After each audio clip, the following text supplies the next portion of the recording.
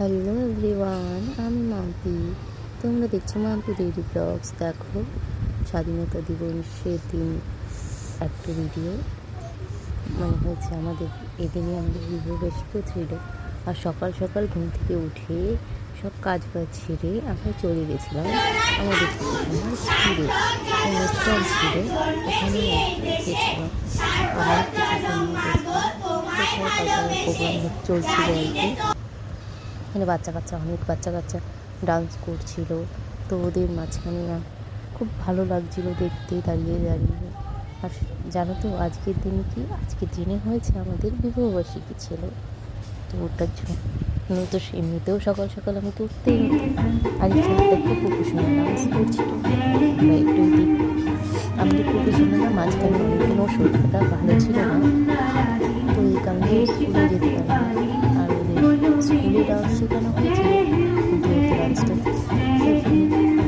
Ma'am বলল যে বাচ্চা কাচ্চারা তো হবে, কেউ পারবে কেউ পারবে না, তো ওকে তো নিয়ে গেল।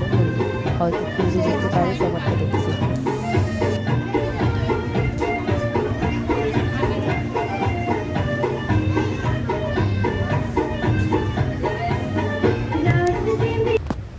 তারপর দেখো এই বাচ্চা কাচ্চা সবাই একটু ডান্স টান্স করছিল, ওদের একটু নাটক করছিল। এগুলো একটু দেখতে দেখতে টাইম পাস করে নিলাম।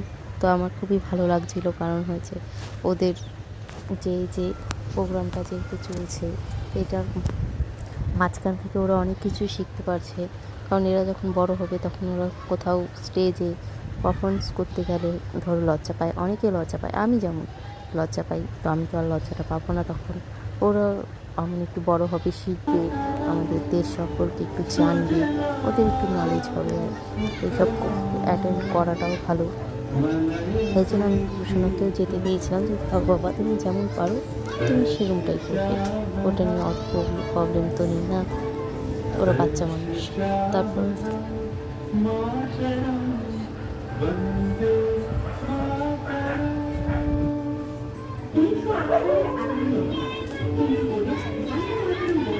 তারপর যেটি বলছিলাম যে ওদের জন্য ওরা যেমন যেটুকু পারছে না পারছে ওটা অতটা কমেন্ট করার কোনো দরকার নেই। ওরা অনেকটা ভালো করেছে।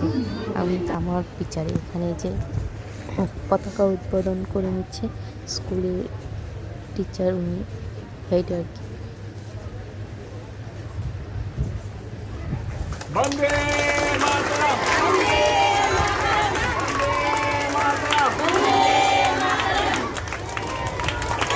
স্বাধীনতা দিবস কি 15 আগস্ট কি বন্দে মাতরম।